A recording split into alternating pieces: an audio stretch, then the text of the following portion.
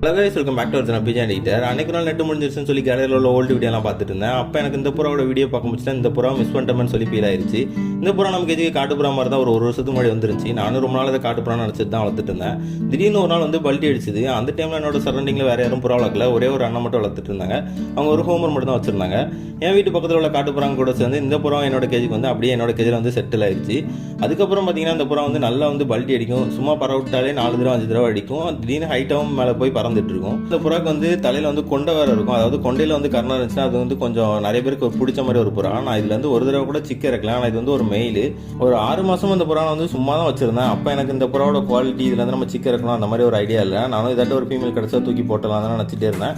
கடைசி வரைக்கும் இந்த புறா இது கூடமே பேர் போடாமல் வச்சுட்டேன். இந்த புறாட்டுக்கு ஒரு மைனஸ் என்னன்னா, இது வந்து கீழே மாடியிலேருந்து கீழே போயிடுச்சுன்னா மறுபடியும் மேலே வர முடியாது, பல்ட்டி அடிச்சே இருக்கும். ஆனால் ஒரு அளவுக்கு மேலே ஹைட்டாக பறந்துருச்சுன்னா அதுக்கப்புறம் உச்சிக்கு போயிடும். அந்த மாதிரி ஒரு தடவை கீழே போனதை வந்து பூனை பிடிச்சி போயிடுச்சு. கடைசி வரைக்கும் இதில் வந்து நான் ஒரு தடவை கூட சிக்க எடுக்கல.